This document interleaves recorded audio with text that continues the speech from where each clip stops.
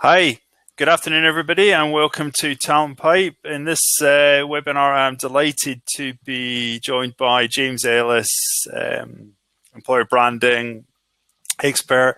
My name is Scott McCrae. I'm the co-founder of Candidate ID. So today we're going to be talking all about employer branding. We're going to be looking at specifically how talent acquisition teams can use employer branding to engage and close more candidates, how employer branding is instilled in a candidate throughout the entire journey. So I'm basically just going to kind of tee James up and then ask him some questions at the end. And please ask questions, in the sidebar as we go, and I'll post them at the end. But first, I'd like to introduce James. And yeah, I thought about looking and making some stuff up from what I could gather about him, but the bio that he sent me was so good that, so I'm just gonna read through some of that. So, James he's become a well-known podcaster. He's a writer, speaker, and consultant in the growing employer brand industry. He's done everything from put a public Fortune 1000 brand on his back to building a 19-person employer brand activation team with the biggest recruitment marketing agency in the world. What drives somebody to write, podcast, speak, and work so obsessively towards revolutionizing the recruitment and talent industry is coffee. Yes, another thank you. But so he's a great podcaster, Talentcast, so please sign up for that. He's also got an ebook on offer at employerbrand.consulting. So make sure to follow up with those things. So James, employer branding. First off, I'm in Chicago, so it's 7 a.m. here. So the coffee is absolutely necessary. I know it's right after lunch for everyone there. You're probably listening, but thrilled to be here. Thanks so much. I don't know where to start. There's a million places I could start. I guess the first is that, this concept that employer branding is boring, the employer blanding, right? We've all heard that term. It's just, hey, how do we put a little bit of polish on what our company does to make people consider working for us? And I was reading something the other day, and it just hit me as like this, and I think it was Bernadette Jiwa who talks about marketing is the transfer of emotion. Right? That's that the goal is to get you to have an emotion. And sometimes that emotion is fear, and sometimes an emotion is love, and sometimes an emotion is joy. But every commercial, every ad, every piece of marketing material is there to get you to take the emotion they want, to get it and then to give it to you. And then I look at employer branding and I go, I think we forgot something.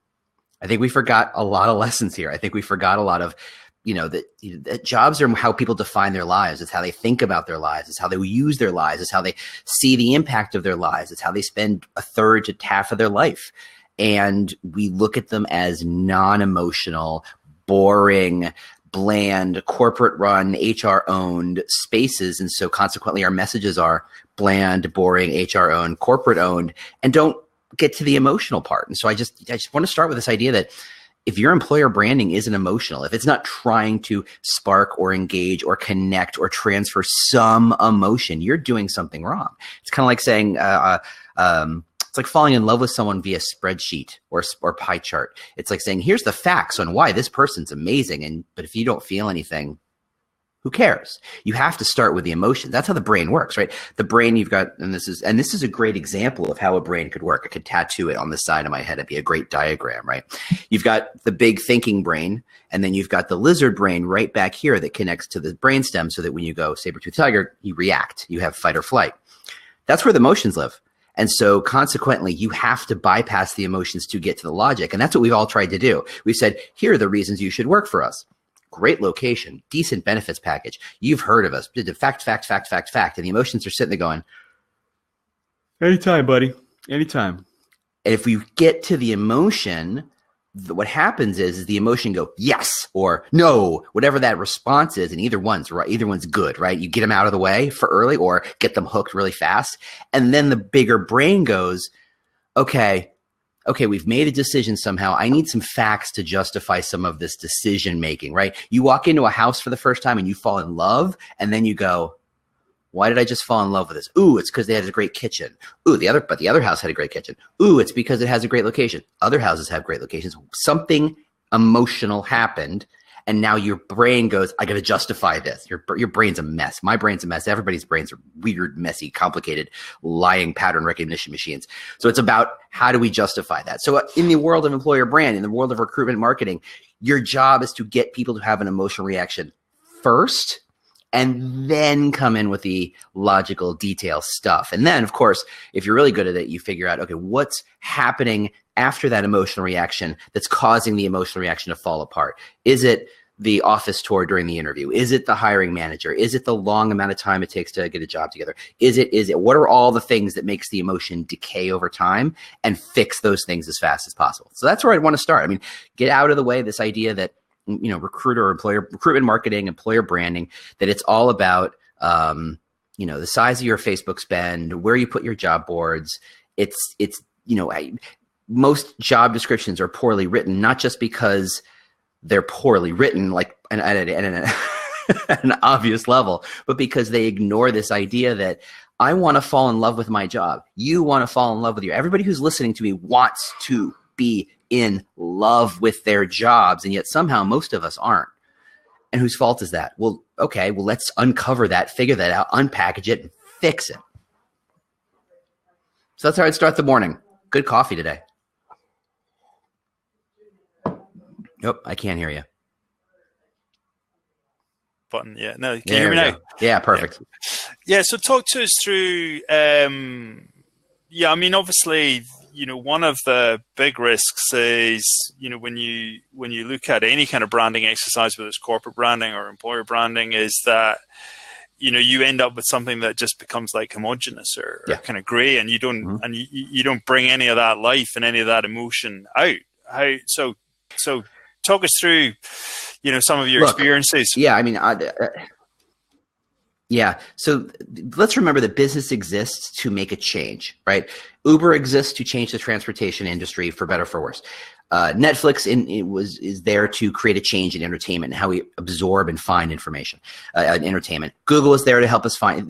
They're there to create change, and you don't create change because you're bored.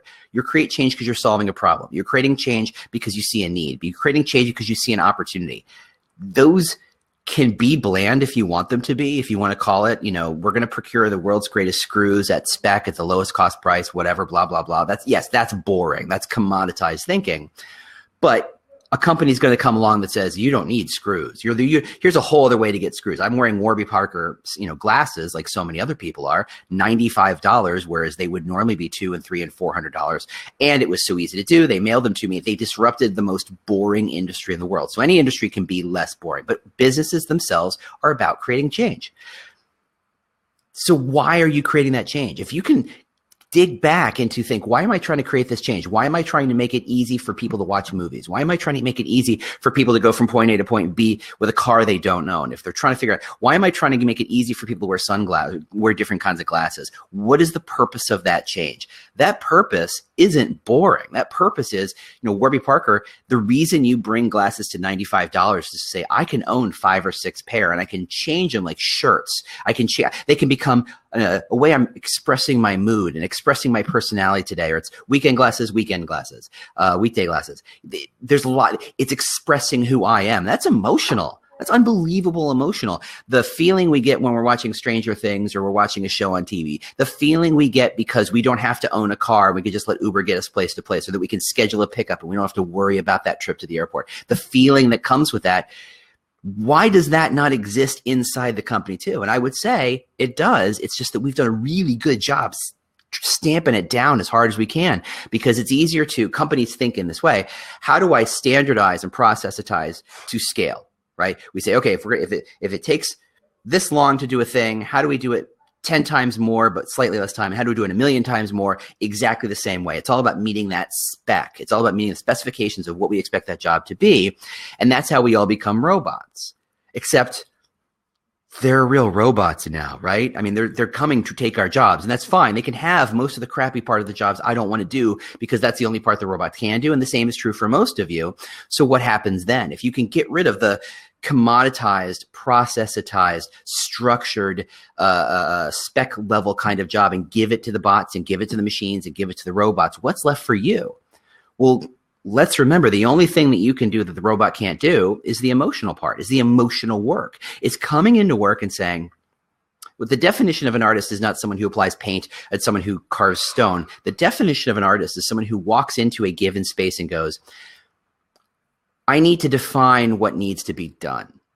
Michelangelo did not walk in and say, I've got a picture in my mind of what the statue should be. And they found the stone and said, okay, is this the right piece of stone? Saw the stone and went, this is David. I see this. I see David inside the stone, and my job is to uncover it. Your job when you walk into work is to look for places where you can add value, where you can create things, where you can make things happen. You and I and all of us on this call, I'm guessing, are artists on some level. Unless you're sitting there taking the paper and stamping the paper and passing the paper along, unless you're working for the local government, unless you're working for the Department of Motor Vehicles or Department of Transportation, our jobs are artistry. Our jobs are about figuring out where to stand and say, where does the most value happen? How do I make this happen? How do I make this better? How do I make someone's life better? Those are all emotional ideas. The trick is, I think, that our bosses have done a really good job convincing us to shut those processes down and to build the widget faster and faster. They just don't realize the tsunami's coming to say, if you do that, if you become the world's greatest widget maker, you can't beat the bot who does it faster. So let's all become artists and understand, what is the emotion behind my job? What is the emotion behind the company and the change this company is trying to make in the world? And why would someone on the outside who isn't me, why would they come in and join this particular, riot fest? Why would they come in and join this cacophony of messiness and complicatedness? Why would they want to join this change we see in this world? Express that, and you're golden. That's really what you're trying to do, is to figure out, what is this idea I'm trying to express? And then you push it out to the world and say, love it or hate it. That's all I want you to do. I don't want you to be indifferent to it. I don't want you to be bored by it. In fact, if you're bored by it, you've done a horrible job. But I want you to love or hate this. And when I get that love-hate response, I've done my job. And even if 1% of the population I'm pushing this to goes, I'm in love with that job, you've won. You don't need more people to apply for your jobs than those 1%. You will never need more than 1%. You can be living in a 1% world very comfortably for the rest of your professional career if you get 1% of the professional working world to say, that's the amazing place to work. One day, man, one day I'm going to work at that company. That's a dream job. That's where you want to live. You do that, all the other gunk and junk and blah, blah, blah we talk about ad spends and job boards and job descriptions and processes and candidate experience, it goes out the window because you've connected to the people who are going to be your best and biggest fans, which is something we just don't talk about enough anymore. So I'm interested in the kind of relationship between like the corporate brand and the employer brand, right? I mean, you've got organizations have got a bunch of people who are tasked with doing all of the things that you've described for their product stroke services, right? Okay, let's try and establish an emotional connection with our consumers or our customers, and let's encourage them to take action and buy and repeat buy, become loyal customers and become advocates and ambassadors and given I think that people want to know when they're thinking about moving job, they want to know is okay, so where's this company heading, and would this company look good on my would it be a good move for me, would it look good on my CV, and then could I do meaningful work there, okay, and would I enjoy it, and would I like the culture, and so there's a ton of that kind of like educational journey which can be carried and supported by the corporate brand, not necessarily the employer brand. So how do you see how do you see them kind of fitting together or working together? Yeah, and I think any company that says that they're a consumer brand or corporate brand or whatever you want to call it, and their employer brand are separate, are schizophrenic. They've completely gone off the deep end. They need to take the Thorazine. They're in trouble, right? If you say you're a company that's committed to customer service and you will bend over backwards for that customer, and there's nothing that you won't do for that customer, and then you tell candidates work-life balance, well, those two don't fit. Those things do not work at all. If you're expecting to go home at 5:30 every day, you are not bending over backwards for this customer. So you have to have some sort of alignment. Where does that alignment come from? It comes higher up the architecture. the reason the company does what it is, the reason the brand exists, starts at what leadership decides it is and the mission leadership decides it wants to pursue, the change it wants to make in the world. Why does it exist as a company, as a legal and corporate structure? Why? And if you don't understand your why, if you're just there to say, well, the answer is to make money, honestly, that's a great answer. I can work with that answer because there are plenty of people who just want to make the money to do and fulfill whatever desires they want in their lives. If you're hearing and you exist just to make money, that's fine. The trick is companies say, well, I exist to make a lot of money, but I only want to be the only one who makes money here. Everybody else is going to get paid peanuts. So I have to do a little dog and pony show to pretend that this is an amazing place to work, to attract people to help me make my billions of dollars. And that's where things fall apart. But if you focus on the mission of the company, the purpose of the company, the corporate brand extends from there, and then it does all the stuff the corporate brand does. But so does the employer brand. The reason this company exists starts at that reason you exist. Now, when I say mission, I do not mean 1980s, 1990s mission statements on posters. I do not mean that, there was a decade in which we were just all about the mission of the company. What's our purpose of the company? And it was all pablum. It was all black. It was all rotten oatmeal. It was all words that you used. Legal looked at it 17 million times to make sure there was nothing weird in it. Boring and crap, junk, worthless. I'm talking about the purpose. Why does this company exist? You look at an Amazon, their purpose is their initial purpose was to be the biggest store in the world. And now that they've okay, we nailed that one. Where are they going now? And their purpose is to explore and to pioneer new ways of doing e-commerce. And this, e-commerce can be defined a million different ways. So they're really all about looking for the new.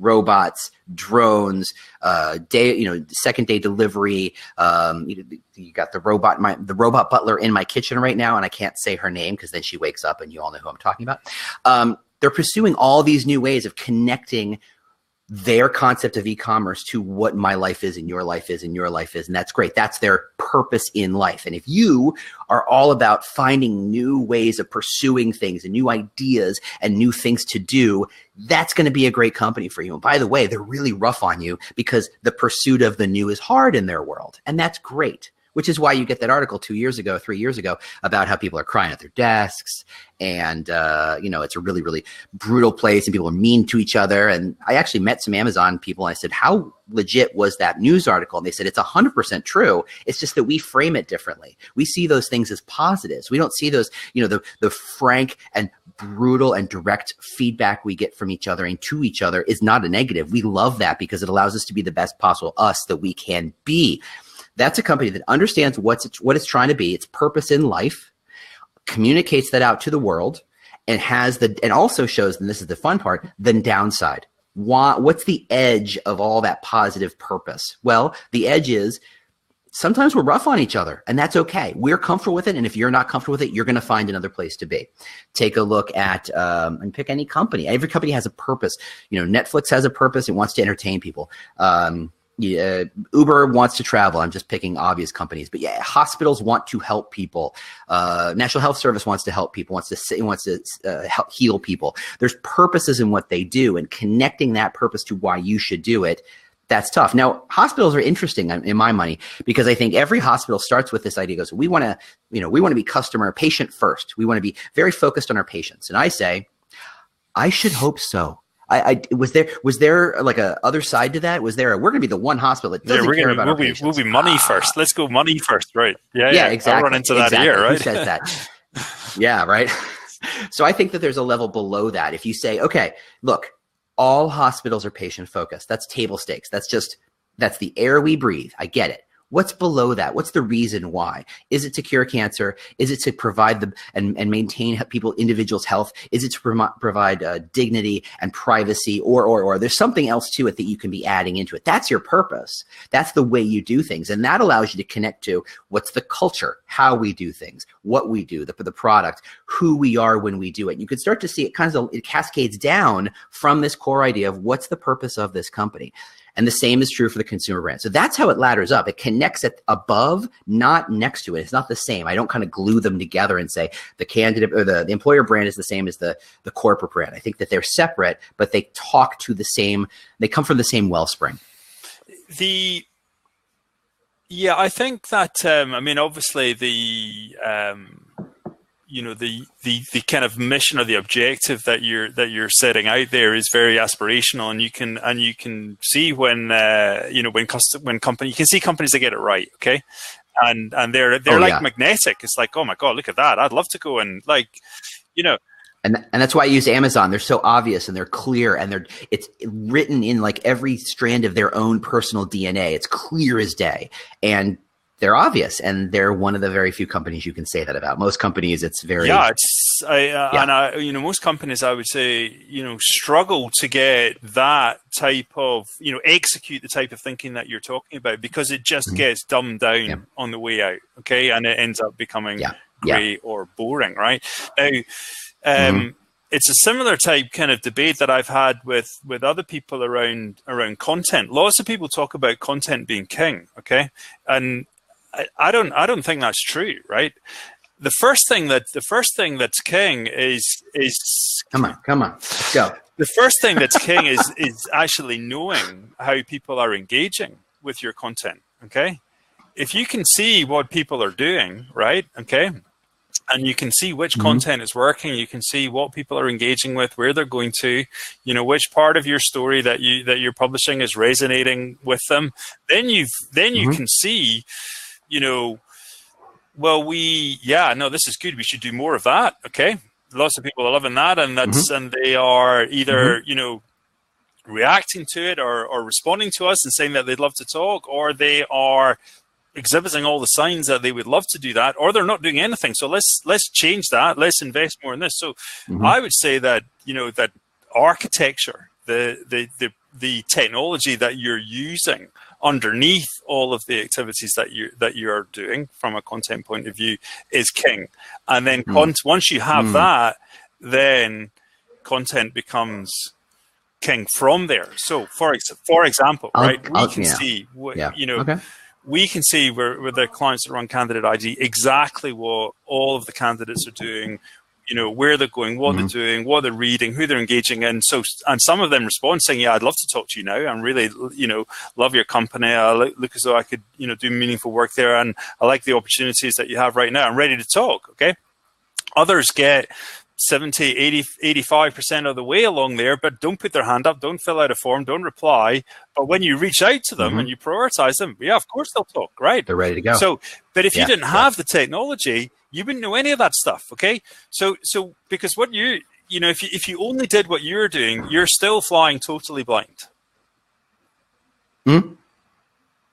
But I would say that what's magical about content marketing, and I come from a content marketing background, that is really where my heart has always been. Yeah, me too. All right. So I think a good employer brand people come from content side. They get this idea that it's not a transactional. I'm going to give you this, and do you want a donut? Give me your $1, and we switch. It's the jobs are life changing. The jobs are much bigger than that. I think of stories as being a little more complicated than that. They're a bit of a Rorschach test. They're a bit about what do you see in that story. So you go back to Amazon and you tell the story of, this is a rough place to work. We are facing the biggest challenges, but people are crying at their desks and people are quitting out of nowhere. And we have this tool that provides feedback in a heartbeat. And sometimes it's very, very mean. One person will see that story and go, no, that's not me. Because they see in that perpetual, let's call it criticism, right? Their last couple of jobs, they had micromanagers. Their last couple of jobs, they had a lot of bad feedback. They weren't given the room to run. They weren't given the tools for success. All they see is they're triggering in their own mind all those horrible times previously in which their bad bosses were bad.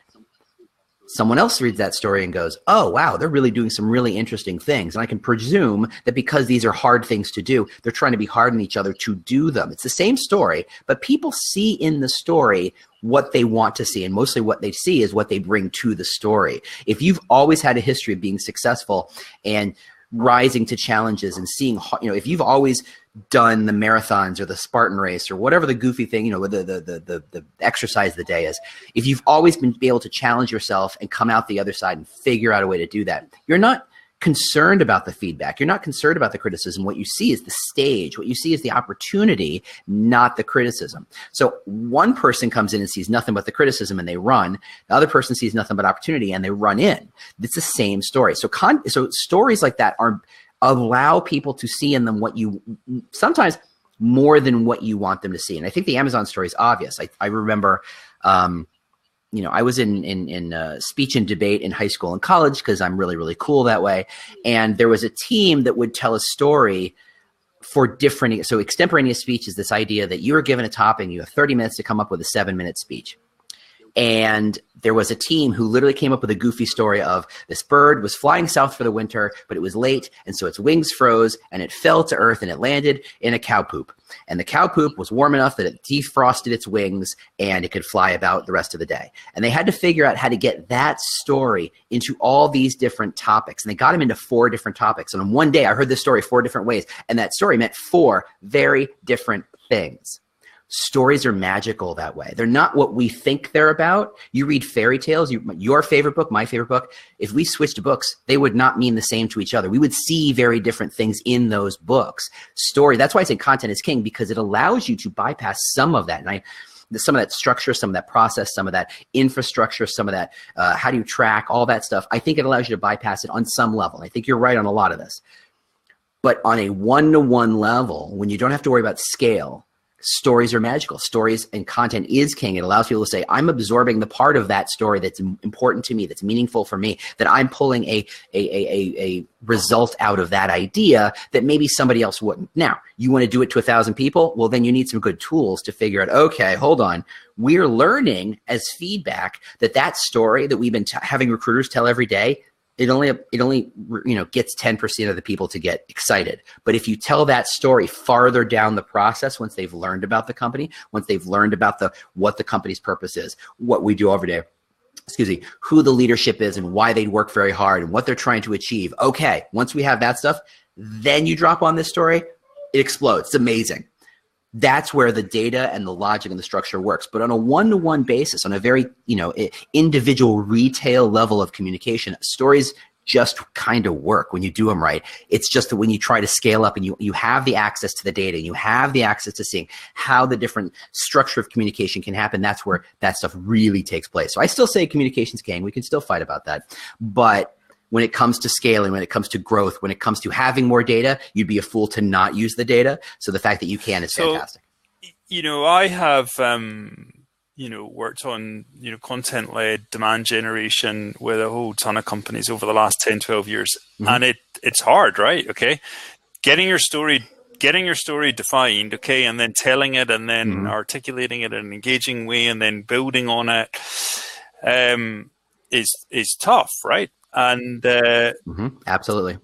And if you can't see what's working and what's not working, okay, it pretty quickly becomes exhausting, and you run totally out of steam. Totally. And people lose energy. Yeah. They lose, their belief in what it is that you're trying to do because they don't get it. Just kind of drops away. However, when you can see.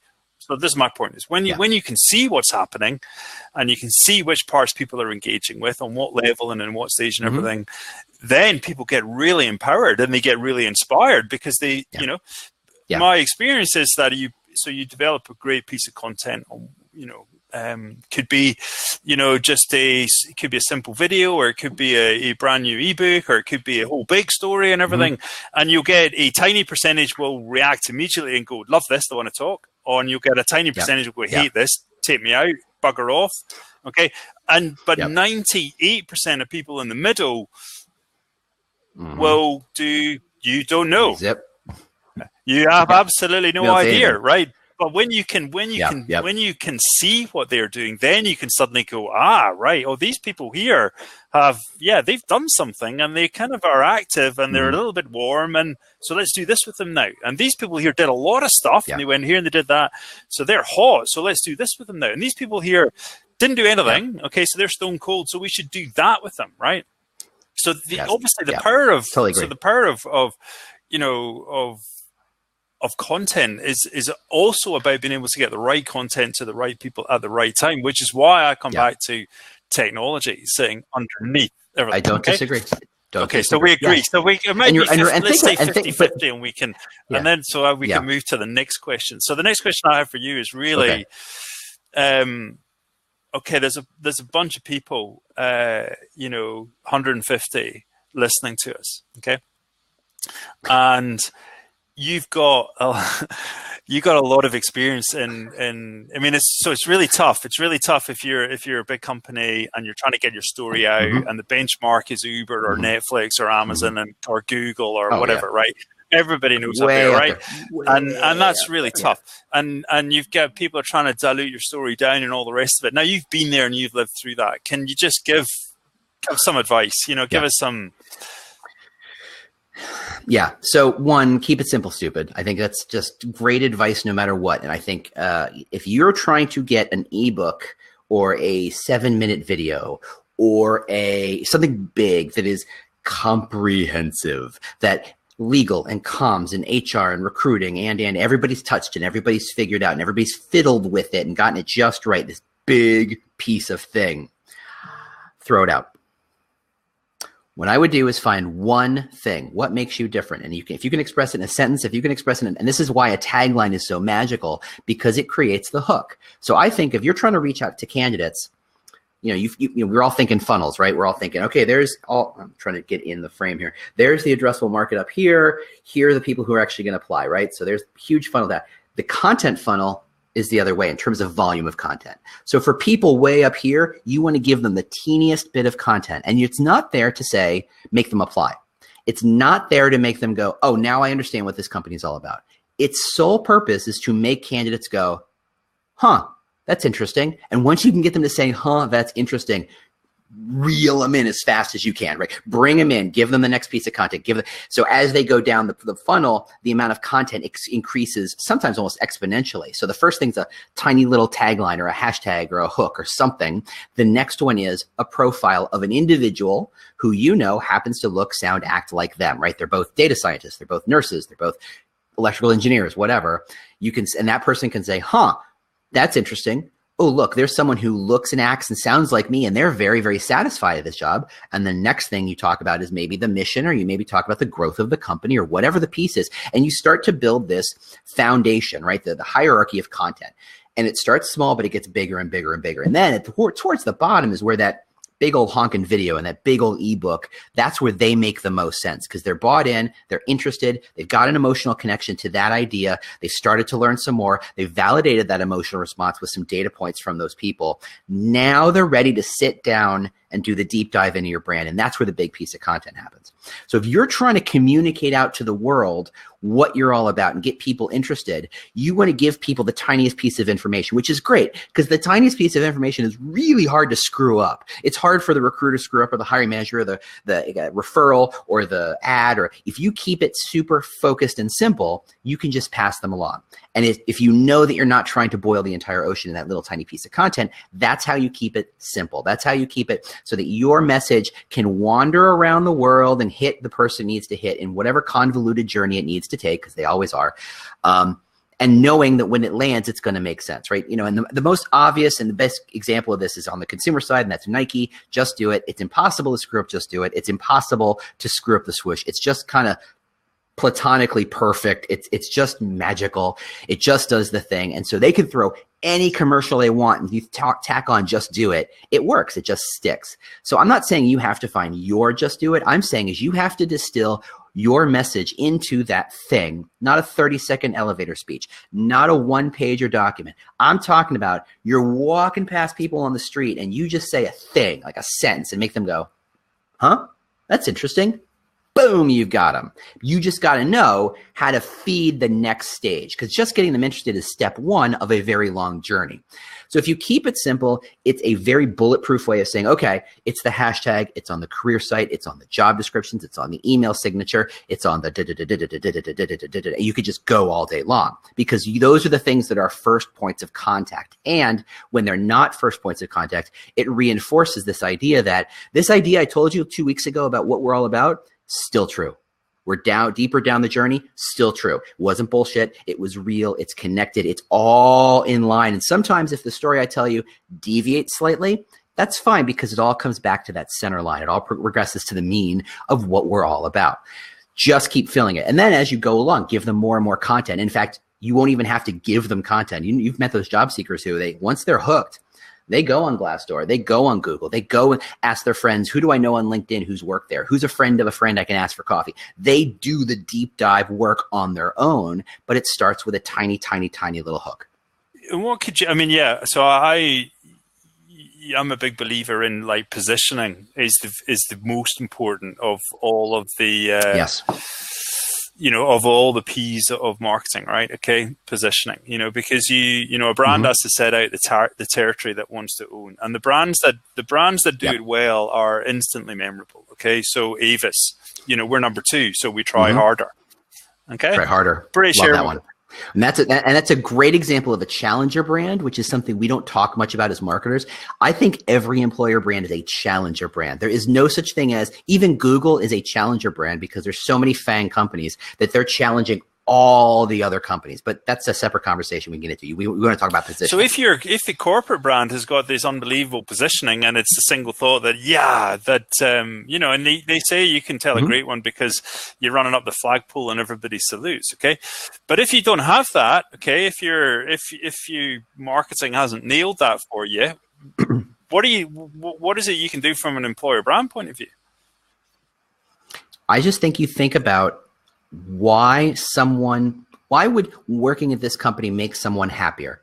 Just at a base level, makes them more satisfied, and it could be more money, it could be more work-life balance, it could be more opportunity for development, it could be more opportunity to grow, it could be more innovation, it could be a better team, it could be a better sense of mission, it could be a better, there's a really 8 big chunks when it comes to position. I like to think of it as a map, and you can own a piece of territory, but you can't own the whole territory, right? That's the magic of positioning. It says, Uber and Lyft can live in the same world, one's bigger than the other, but they can own different pieces of the same territory. So when you're trying to say, here's my position, you're also saying, here's what I'm not. So if you're all about work-life balance, if you're all about innovation, you're also saying, I'm not about status. We're not here to get famous. We're here to work on the coolest technology in the world, to invent the coolest technology in the world. And for some people, they're going to raise their hand and go, I want to be a part of that. That sounds amazing. I want that. If they say, there's a great company in Raleigh, North Carolina, Cary, North Carolina, called SAS, famous, it's on the cover of Fast Company in the 90s for giving every crazy perk in the world, which at the time, in the 90s, they were unheard of. Like there was a gym on site, there was healthcare on site, there was, lunches, all the stuff that, Google's kind of taken over some of that space. But there was this idea that this company is going to give you the best work-life balance. It's going to send you home at 5:30 no matter what. They close the doors. They literally lock the doors at 6. They want you for 8 to 10 hours focused on the task at hand and then to go away and not think about it. They don't want you to have your brain, because they know if your brain gets cleared overnight, you walk in the next morning and you are raring to go. Everything's taken care of. Healthcare is covered. Your kids are covered. It's all good. It's all fine. And they were famous for that. And then if you said, okay, how do I get famous working at that company? Well, you've misunderstood the concept of positioning, because if you want to be famous, there are other companies to do that. This is all about work-life balance. This isn't about money. This isn't about developing yourself per se. This isn't about the world's greatest mission. They were data scientists.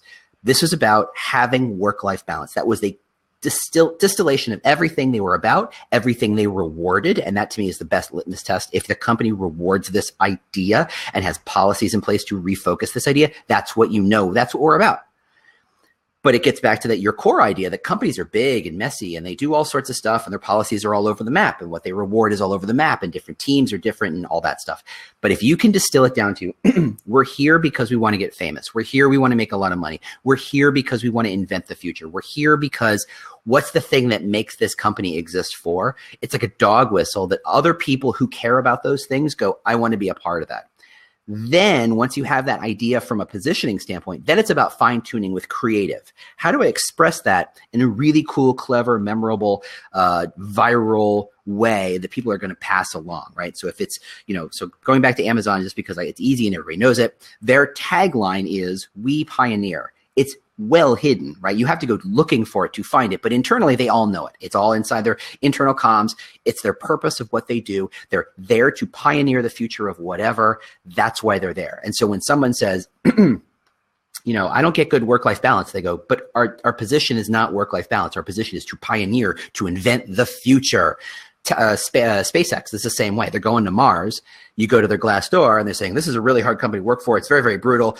Hours are long. Everybody's really hard and shit. But it's Mars. No one gets to Mars the easy way. The position says we're doing an amazing thing. That means you might not get famous. We might not happen in your lifetime. It might not, have the best boss. You might not have the best sense of team. You might not have the best development. You have to develop yourself. You're going to have to rely on yourself to do that stuff. We're here about the mission of doing this amazing thing. Everything we do is focused on that. Southwest Air, it's all about low cost, low cost, low cost. So if you came up and said, I got this great idea for a meal we should offer at Southwest, it's chicken Kiev. It's fantastic. Everybody will love it. Butter squirting in the air through the airplane. It's gonna be fantastic. It'll actually make the plane faster, blah, blah, blah. Did it lower cost? No, then we're not doing it. Everything about Southwest is about how do we lower cost. Inside working at Southwest is not about how do I get the biggest raise, but it's about teams coming together to provide service at the lowest cost. Positioning is about focus. The creative part of creating the tagline is nice to have, but not really necessary. If everybody understands that this is kind of the rough direction we're sailing towards, if this is the North Star that we're sailing towards, you don't have to get it down to within a millionth of a decimal point. It's about that direction is what we're sailing towards. That, and usually most companies, it's a process. It's not a here's your tagline, go. It's about this is the direction we're sailing towards. And as you get there, you get more in line to more fine-tune. At some point, you do come up with a tagline that really expresses who you are, but that's been months and years of sailing towards that same star.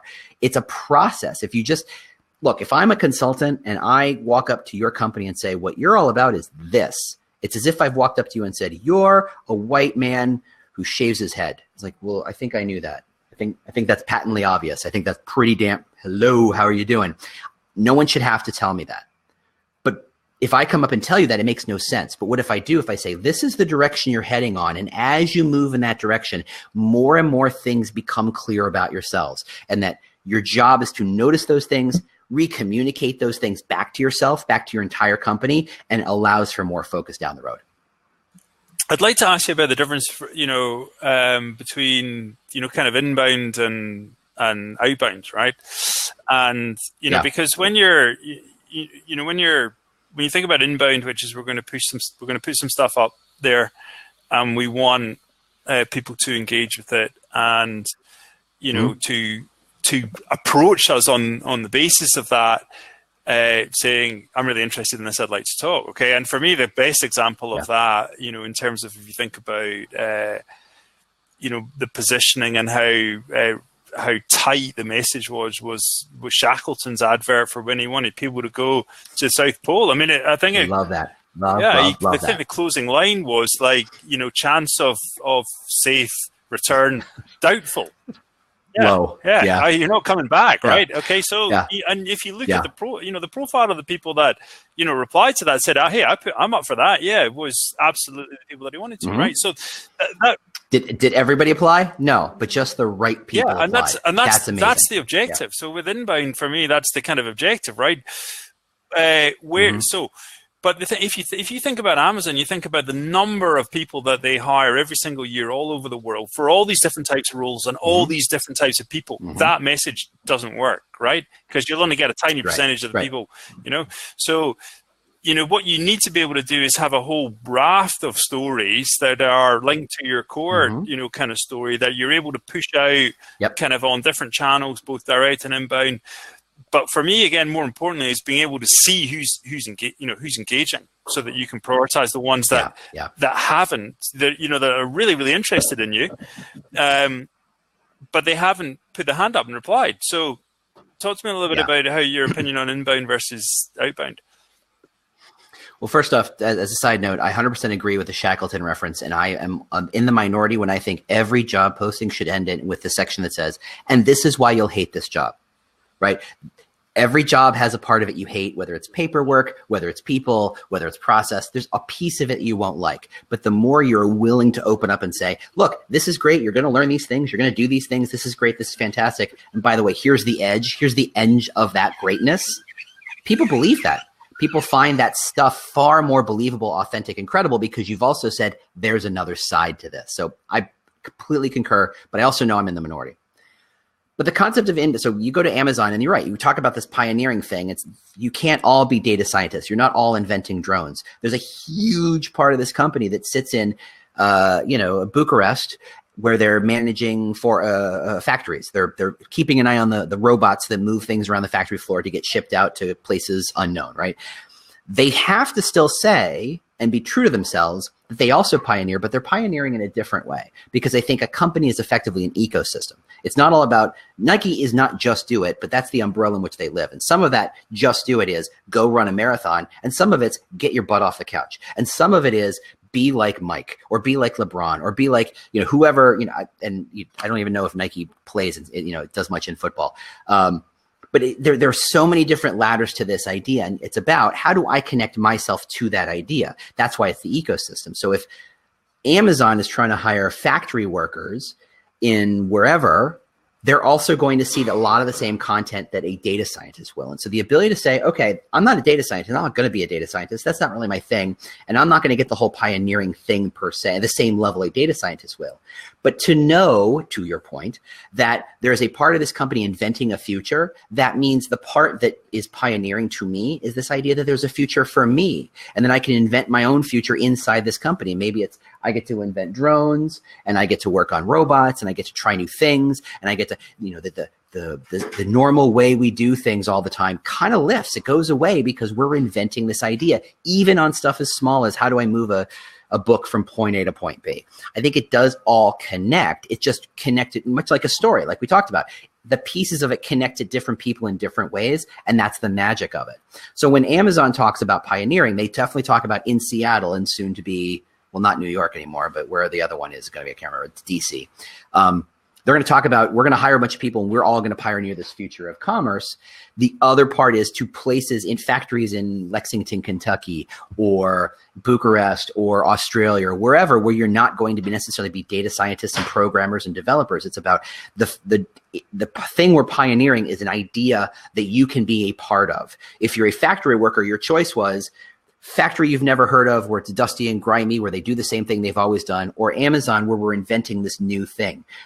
Even at the level of factory worker, you're still kind of a pioneer. You're still trying new things. It can connect. It's when you split them up and treat them as two separate companies where data scientists hear one set of messages, factory workers hear another set of messages. They don't connect at all. That's where you get that schizophrenic. That's where you get the idea that this doesn't match up. A person who searches for factory worker at Amazon are going to see messages not designed for the factory worker. And if they don't connect, you remove credibility and authenticity. They go, I don't believe this because you're not talking the same thing to everybody. But when they see that you are, that message for them is far more believable. Cool. Well, look, hey, James, I mean, we could talk about this for hours, right? But we're out of time. So I am just going to remind everybody that, so sign up and continue to, enjoy the benefits of James's experience and wisdom at the Talentcast podcast, and go and have a look. Get his ebook on employer brand, .consulting. Is employerbrand.consulting? Is that the URL? Yeah, that's it. And so to close, a final thought that you'd like to. I'm going to leave you with architecture technology that sits under all of your efforts is king. And once you have that in place, then you can just major on content and story. And wrong. You start with content because the content's the thing you can do when it's just you, when it's just you and a buddy, when it's just you and a team of 10. When you get bigger and you need to scale, that's when the structure, the process, the technology, the stack has a lot more power. But day one, it becomes the story. And it just becomes how do you turn that on and how do you activate it across a lot of people? Brilliant. And we'll fight about that later. Yeah. Hey, Luke, great talking to you. Thank you so much for joining us at 7 a.m. from Chicago. And thanks for everyone here. Thrilled to be here. Thrilled to do it. Thanks, Scott. Cheers, thanks, James. everybody. See you later. Bye. Cheers. Bye.